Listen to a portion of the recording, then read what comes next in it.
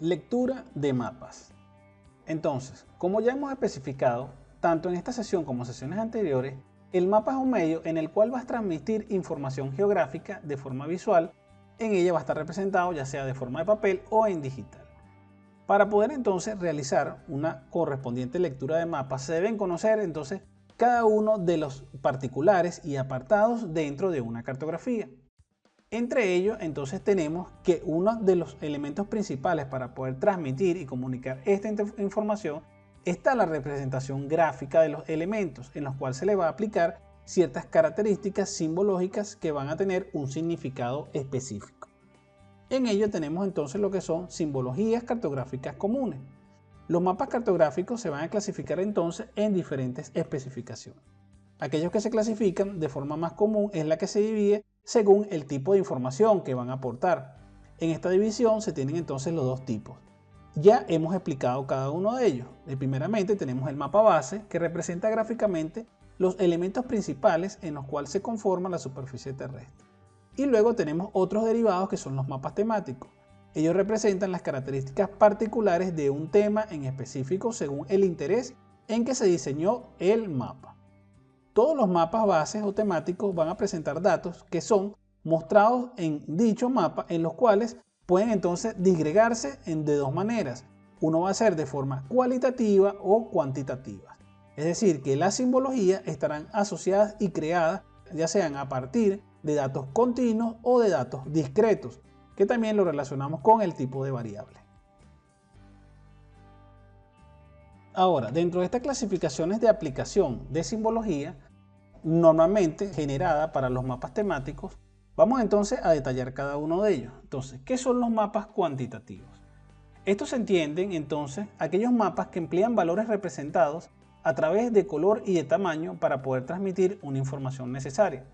El color se presenta a través de distintas tonalidades en las cuales serán calculadas directamente a partir de los datos numéricos. Como podemos observar, entonces en este caso es un mapa simbológico en la cual representan magnitudes, todos aquellos que estén por debajo del 0% y los que estén por encima al 20%.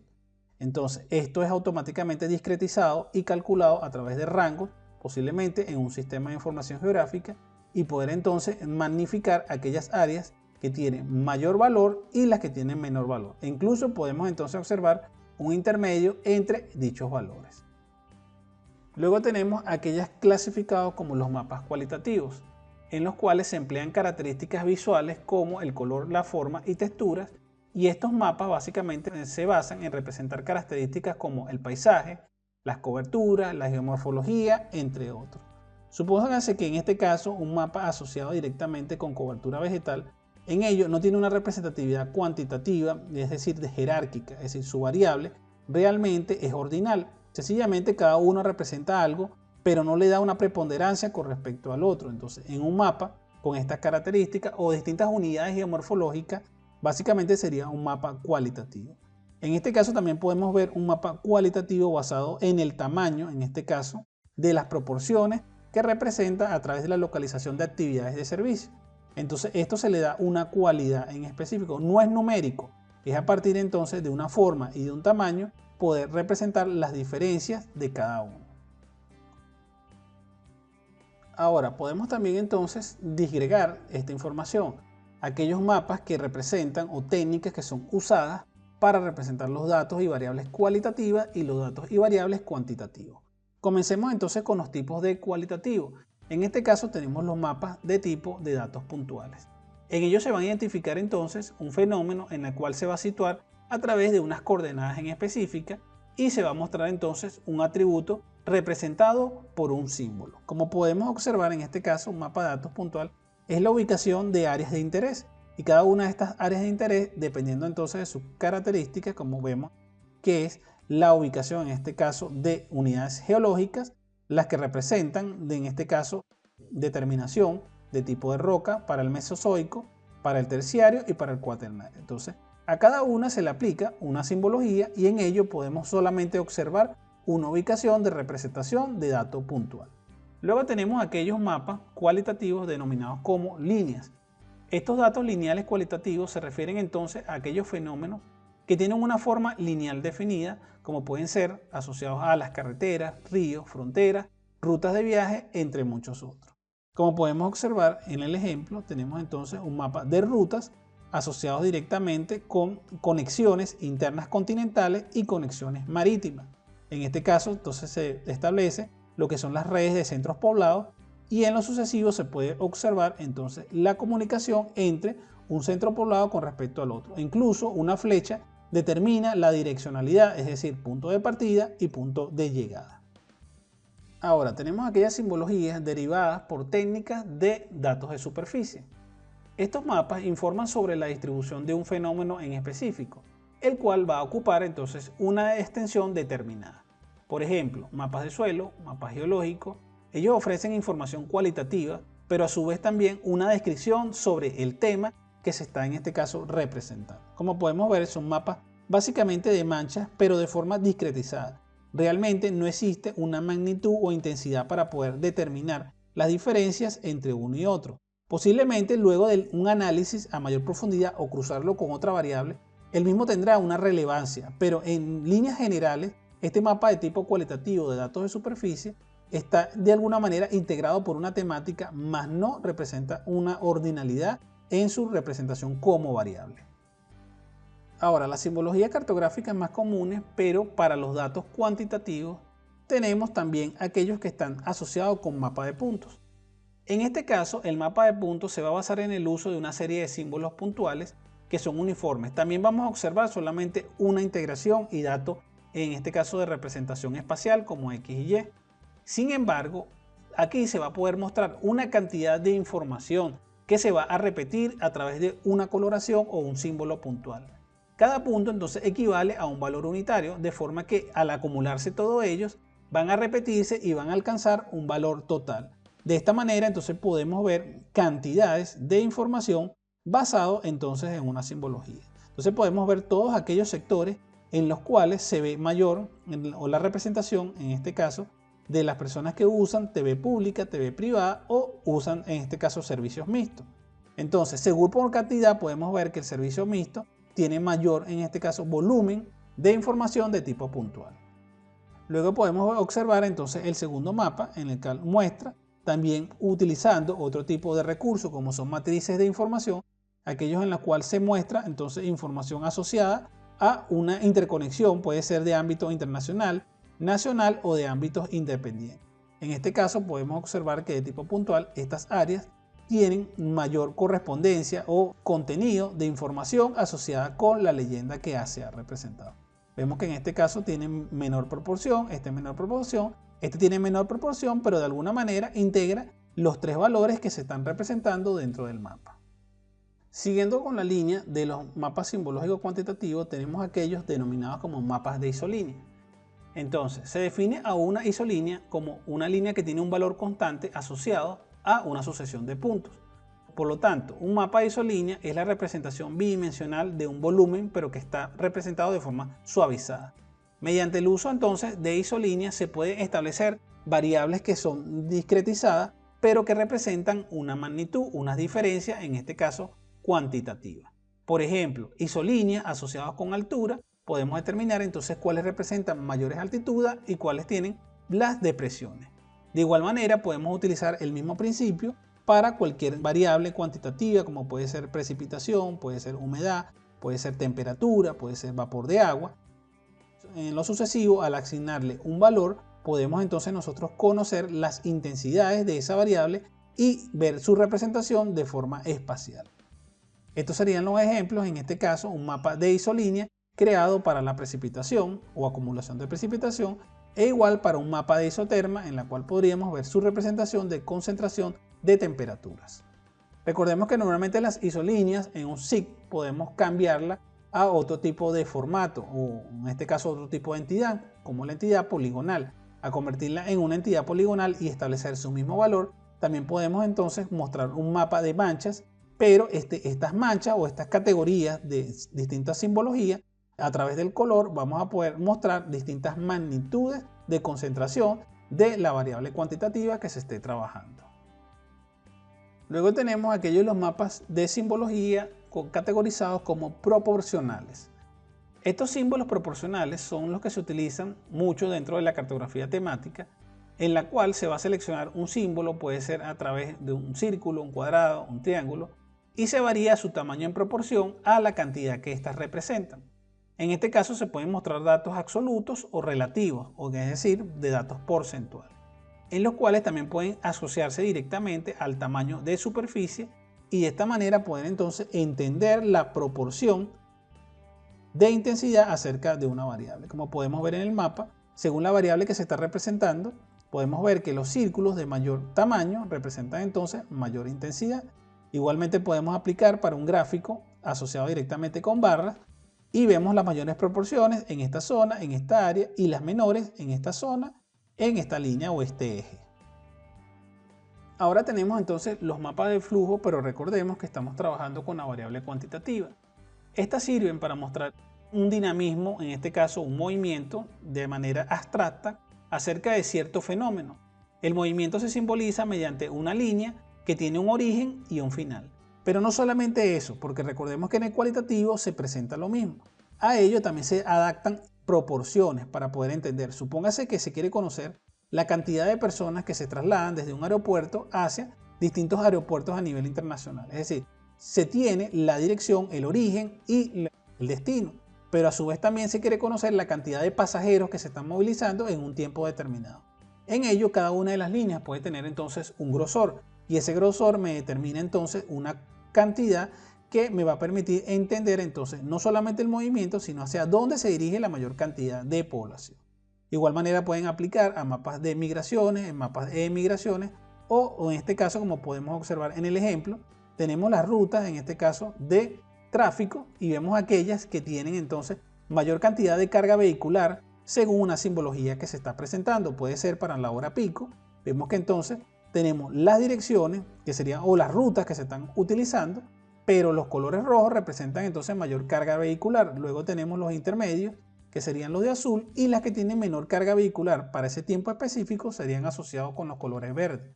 De igual manera podemos ver entonces el movimiento, en este caso de mercancía, desde un país de origen hasta dos distintos países, en este caso por comercio. En ello podemos ver entonces que la mayor representatividad del comercio para ciertos países en una región, en este caso es la europea, Europa occidental con oriental, podemos observar entonces que la mayor proporción está en este eje, pero menor en algunos países asociados directamente con esta región. Para finalizar entonces con este tipo de mapas utilizando simbologías cartográficas cuantitativas, tenemos los denominados mapas coropletas, que estos se utilizan para representar fenómenos discretos asociados a unidades de enumeración. Generalmente se aplican a superficies administrativas como países, provincias, municipios, departamentos o inclusive entidades en este caso como manzanas, parcelas y construcción. Un punto importante es que para poder crear un mapa coropleta, su entidad de entrada debe ser de tipo poligonal y en lo sucesivo debe estar alimentado con información cuantitativa que represente dicha variable. El dato que se muestra básicamente es un resumen estadístico de toda la información. No se está mostrando todos los datos, sino que sencillamente utilizando estadístico, puede ser por la media, por la desviación estándar, puedes usar el cuartil o en este caso otro tipo de estándar estadístico. Se podría entonces en este caso agrupar la información. Ello va a depender la decisión que tome el cartógrafo de lo que quiera en este caso maxificar, porque no siempre se va a mostrar en este caso los valores más altos, los medios y los bajos utilizando la misma técnica. En este caso podemos observar entonces que tenemos los mapas de intensidades utilizando en este caso las unidades de provincia y en cada una de ellas representan entonces mayor magnitud y menor magnitud. Luego tenemos entonces también otra representación, pero a nivel de continente, de todos los países europeos que me están representando. Entonces una variable, en este caso es la cantidad de mujeres por cada 100 hombres en Europa y en el mismo podemos entonces observar que en estas zonas tiene mayor la variable de cantidad de mujeres para esta área, disminuyendo un poco hacia este sector. Entonces se le da un significado, una interpretación cartográfica basado en ese tipo de simbología que se están entonces mostrando. Otra de las características fundamentales al aplicar una lectura de mapas es poder orientarnos dentro del mapa.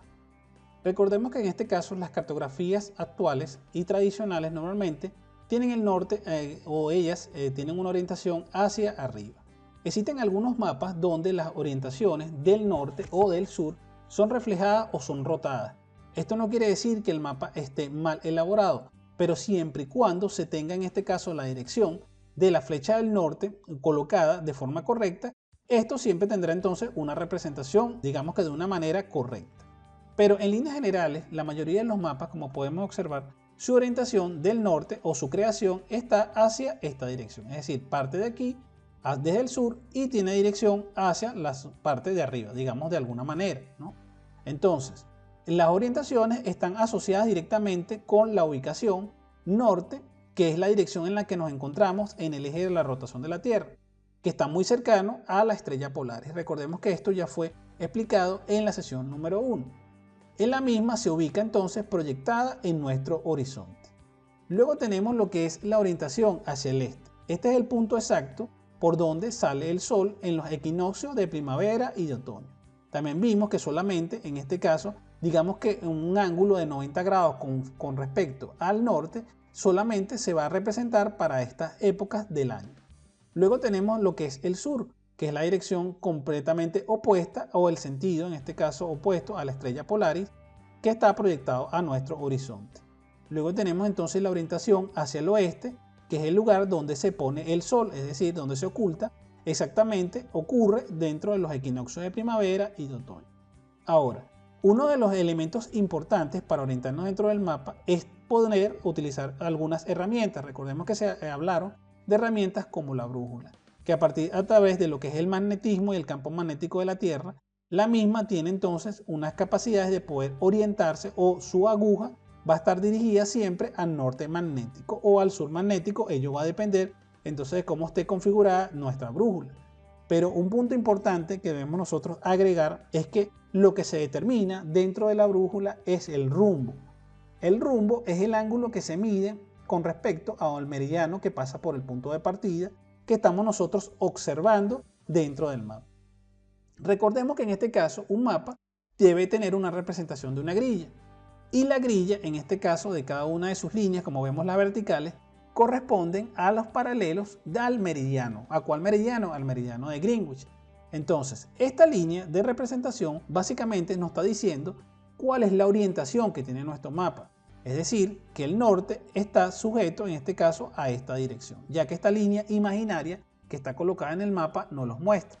Entonces, si esa línea imaginaria corresponde a este valor de norte, básicamente podemos utilizar, haciendo un movimiento, puede ser hacia un movimiento como las agujas del reloj o al contrario, y en ella poder definir entonces una orientación específica.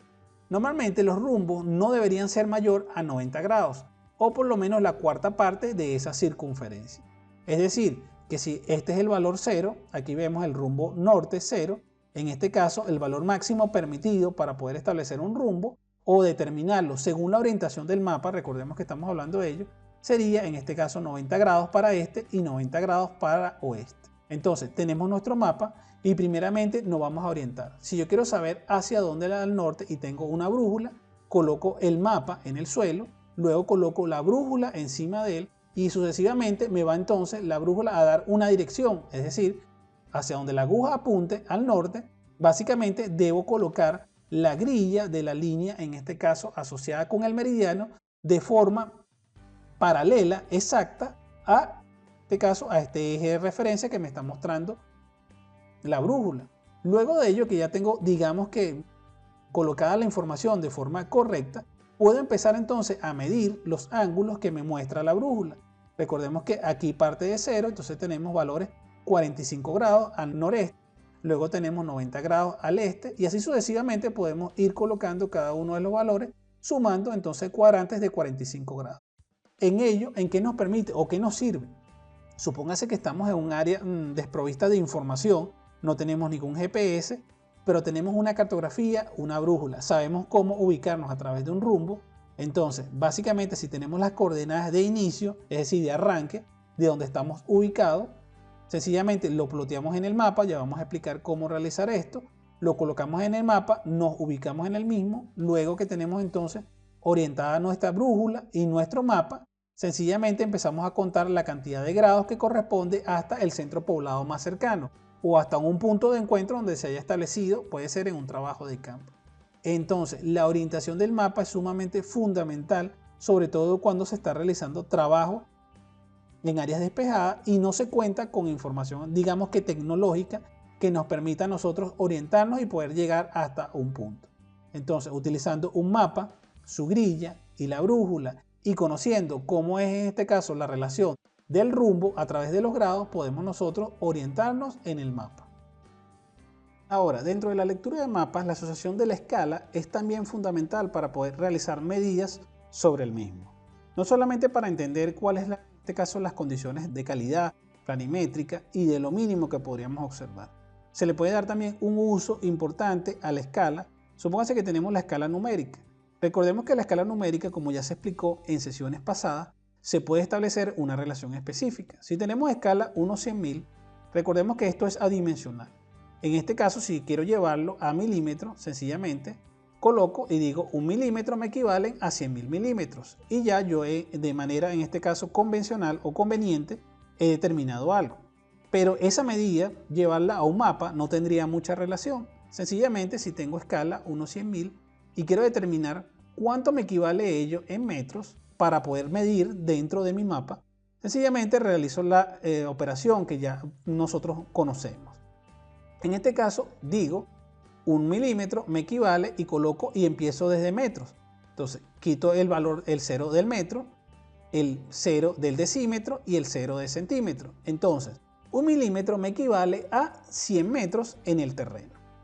Ahora, si quisiera llevar este valor a kilómetros, supóngase que quiero decir cuánto me equivale 1 milímetro en kilómetros, en este mapa de escala, sencillamente comienzo desde kilómetro. Entonces, kilómetro sería entonces hectómetro, decámetro, metros, decímetros y tendría mi valor centímetro y en este caso me quedaría entonces en valor de 0.1.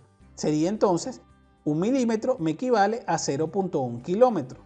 Ahora, si realizo la misma operación pero para 1 centímetro, sencillamente sabemos que 1 centímetro equivale a 10 milímetros, sencillamente multiplico ese valor por 10 y me da entonces que 1 centímetro equivale a 1 kilómetro.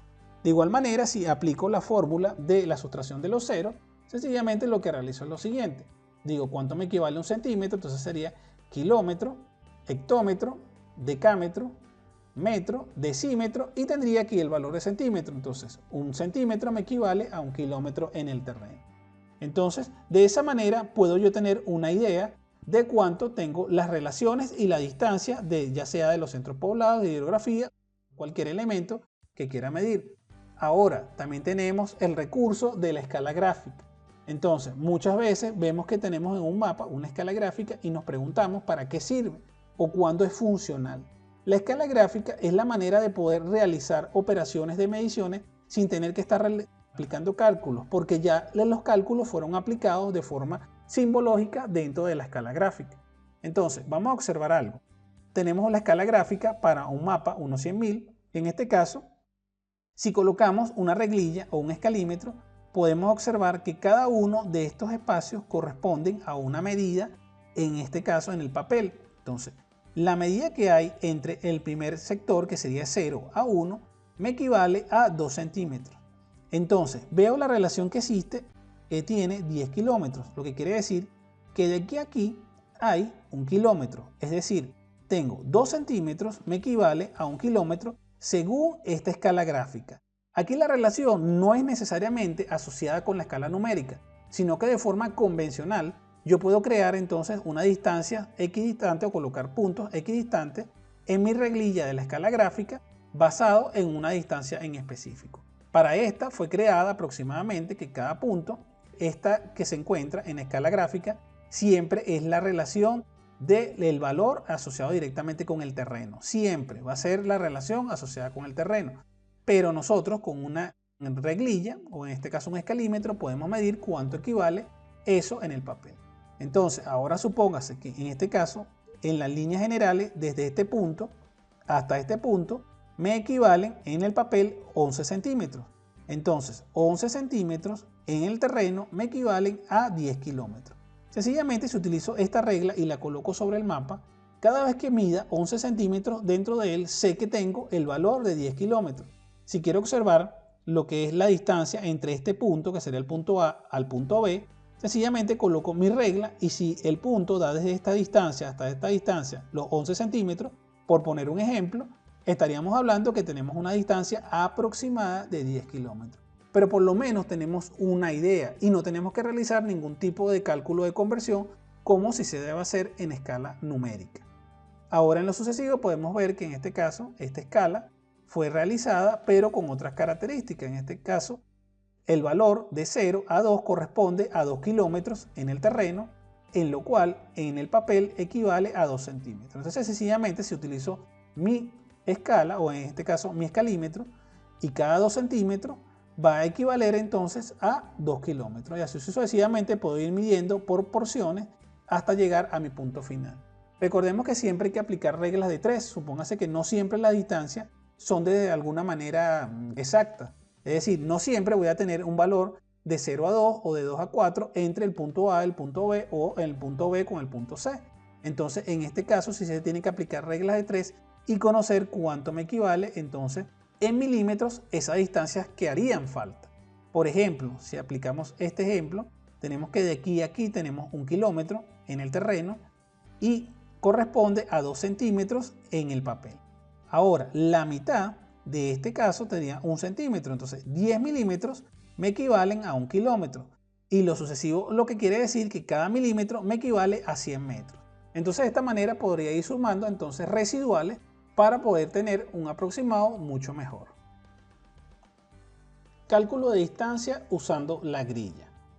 La grilla de representación también nos permite tener una idea de la distancia que puede estar un punto A hasta un punto B. En lo sucesivo, básicamente lo que tenemos que realizar primero es la medición de cada una de las distancias en el papel y corresponderla en terreno. Entonces, la grilla fácilmente, en este caso, me está mostrando que este es el valor de coordenada 230.000. Recordemos que estamos hablando bajo una proyección, en este caso UTM, y en la cual la grilla que se ha presentado está medida en metros. Entonces, en este caso, los cálculos son mucho más directos y mucho más fácil de realizar. Ahora luego vamos a explicar en caso de que se contenga la información en grados decimales. Entonces, en este caso que tenemos los datos ya convertidos en metros a partir de que es una proyección UTM, este valor o este inicio corresponde a 230.000. Un punto importante es que en la cartografía oficial normalmente no se refleja la cantidad de los últimos 3 ceros, los últimos 3 dígitos. Esto tiene que ver más que todo con un diseño cartográfico. Esta cartografía pertenece al IGN, que está a escala 1/100.000. Ellos hubiesen colocado para cada uno de estos valores 3 ceros. Podrían observar entonces la redundancia de información, incluso la poca lectura o la poca facilidad en la lectura de cada uno de estos datos. Entonces, de forma convencional, desde un punto de vista de diseño, se eliminan los 3 ceros y sencillamente se van entonces colocando los 2 dígitos asociados e incluso se quita el primer dígito, se coloca solamente, como en este caso, de forma más pequeña, para dar referencia que el punto de partida de esta coordenada es 230.000. Luego esto sería la coordenada 231.000, luego la coordenada 232.000 y así sucesivamente. Hay que tener en cuenta ello, sobre todo cuando se va a realizar una georreferenciación. Recordemos que cuando se agregan los valores de la grilla es necesario que se estime el valor real para poder tener entonces un resultado coherente en el proceso de georreferenciación. Entonces, supóngase que en este caso esta grilla aquí parte 230.000 y aquí sería 231.000. Entonces, la distancia en el terreno básicamente me está comentando que son 1000 metros. Esos 1000 metros corresponden igualmente a 1 kilómetro. Entonces, cada espaciado de esto es 1 kilómetro. Ahora, en lo sucesivo, debo colocar y medir, en este caso, sobre el papel con una reglilla, con una regla, con un escalímetro o una escuadra en la cual me permita determinar cuánto es la distancia en el papel. Supóngase que ahora en el papel la distancia corresponde a 1 centímetro. Entonces, 1 centímetro corresponde o está asociado directamente con 1 kilómetro en el terreno. Entonces ya tengo la relación y puedo medir, en este caso, sobre el mapa y digo entonces 1 centímetro cada vez que mida 1 centímetro o que me mueva por cada uno de estos cuadros estoy entonces haciendo la relación. Supóngase que tengo el centro poblado aquí, como podemos observar, Cabeza Negra. Y luego quiero ver aproximadamente en cuánto se encuentra a distancia correspondiente a lo que es el centro poblado de 28 de julio, que aproximadamente está aquí. Entonces sencillamente cuento los cuadritos. Si cada uno de estos cuadritos es 1 kilómetro, entonces sería 1, 2 kilómetros. Aproximadamente se encuentra a 2 kilómetros, pero no exactamente, porque podemos observar que la ubicación del centro poblado no coincide exactamente con la línea.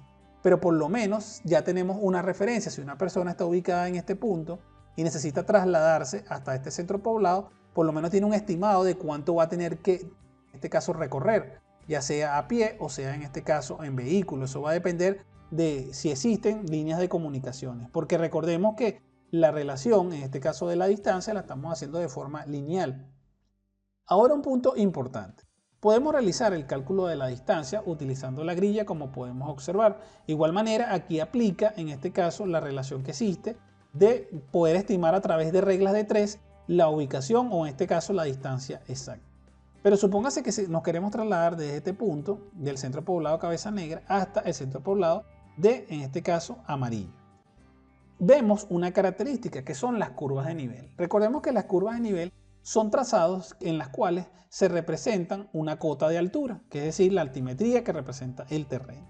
Aquí en lo sucesivo podemos observar curvas de nivel que van en 800, 600, 400 y aquí tenemos entonces cotas mucho más altas como es la 1000. ¿Cómo se interpreta esto? Básicamente estamos diciendo que el terreno va desde zonas planas y va creciendo de esta manera, como podemos ver. Entonces esto es una gran montaña, en lo cual para poder interpretar entonces las curvas de nivel es de la siguiente manera. Aquellas curvas que están muy cercanas entre sí, quiere decir que existen grandes variaciones de altura, por lo que quiere mencionar también que posiblemente su pendiente es mucho más alta.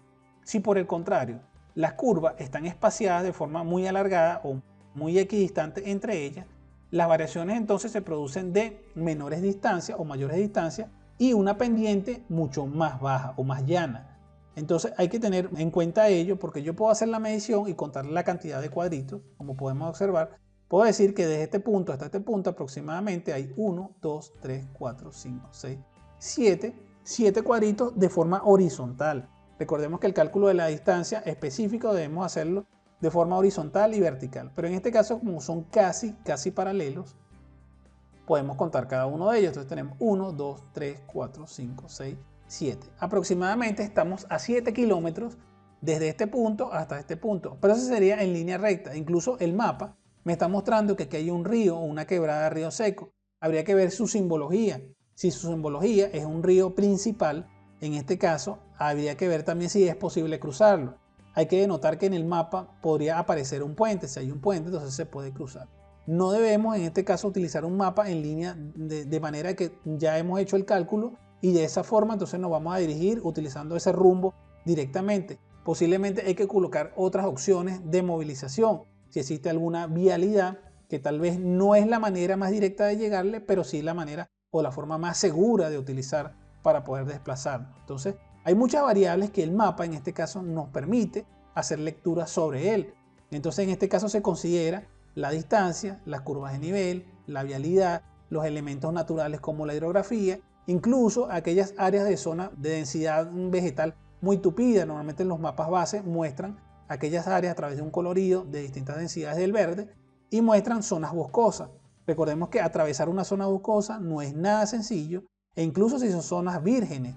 Entonces ahí debemos ser muy cuidadosos, sobre todo para desplazarnos de un sitio a otro cuando estamos utilizando una cartografía en campo. Pero sin embargo, en líneas generales, para cumplir con el objetivo de este caso, vemos que la grilla por lo menos nos da una referencia de poder calcular la distancia entre un punto y otro.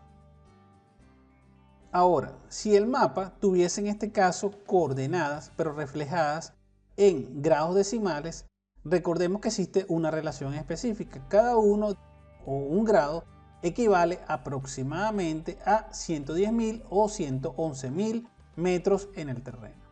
Entonces, en este sentido, recordemos también que existe una relación de la cantidad de información y de detalle que pueda tener un mapa. Normalmente, una grilla asociada directamente con coordenadas geográficas estaría más asociado con mapas 250.000, con mapas 500.000, y no tendría mucho sentido en este caso establecer una relación de distancia utilizando unidades tan enormes, o en este caso distancias de terreno. Sin embargo, se menciona que se puede realizar las mismas operaciones que se explicaron utilizando en este caso el equivalente de un grado, que aproximadamente en terreno son 110.000 metros. Recordemos que esto va a variar dependiendo de la ubicación geográfica que nos encontremos. Puede ser, en este caso, en el lado ecuatorial, sus valores son mucho más anchos, pero conforme nos movemos hacia los polos, sea hacia el norte o al sur, este valor de grado tiende a disminuir propio de la esfericidad terrestre y su característica, que es achatada a los polos. Entonces, dado esto, este valor aproximado puede aumentar o subir, pero nunca va a superar o va a estar por debajo de los 108.000 metros para un grado, y nunca va a estar por encima de los 112.000 metros. Ploteo de coordenadas en un mapa. Las ventajas que nos muestra un mapa, en este caso al tener su escala asociada y su grilla, es la capacidad de poder plotear todas las coordenadas que en este caso nos muestra el mapa. Recordemos que por medios convencionales solamente se van a mostrar algunas intersecciones, que en este caso nos crea un rectángulo o un cuadrado. En este sentido, recordemos que vamos a seguir trabajando con ello. Cada uno tiene una representación aproximadamente de 1 kilómetro o 1000 metros. Entonces, en este caso, cada uno de los rectángulos me equivale a 1000 metros por 1000 metros. En lo sucesivo, entonces ya tendríamos un área en específica. Ese rectángulo también puedo yo extrapolarlo y conocer entonces cuánto es el área de representación de este elemento. Recordemos que multiplicamos entonces 1000 por 1000 y automáticamente me va a dar entonces el valor en metros cuadrados, el cual entonces equivale a 1.000.000 de metros cuadrados. De esta manera entonces yo podría establecer aproximadamente cuánto sería el área de estos 4 rectángulos o estos 4 cuadros. Multiplico entonces el valor de 1.000.000 de metros cuadrados para cada uno y sencillamente puedo tener entonces la unidad del área sin tener que aplicar muchos cálculos. Otro elemento importante es que recordemos que esas unidades podemos transformarlas. Si tenemos 1.000.000 de metros cuadrados, recordemos que lo dividimos entre 10.000 y ese valor ahora lo convertimos en hectáreas, y así podemos tener entonces la cantidad de hectáreas para cada uno de estos territorios. Ahora, para poder plotear coordenadas en un mapa, entonces primeramente debemos entender algo: cómo crecen las coordenadas de longitud y de latitud. En este sentido, para este mapa, las coordenadas de longitud crecen de izquierda a derecha. Entonces vemos como el valor aumenta en este caso tenemos valores de 227.000, 228.000, 229.000 y así sucesivamente van a ir creciendo. En el caso de las coordenadas de la latitud norte, vemos que van creciendo desde el sur hacia el norte. Entonces tendríamos aquí 8.779.000, 8.780.000, 8.782.000 y así sucesivamente. Luego de haber entendido entonces, en la mayoría de los mapas crece de esa manera, es decir, izquierda a derecha y de abajo hacia arriba. Luego que se tiene entonces esa relación, se pueden aplicar ciertas mediciones. Supóngase que yo quiero conocer este punto, vamos a ver dónde se cruza esta línea, conocer cuál es la coordenada de esta línea. Primero voy a calcular la coordenada asociada directamente con la longitud.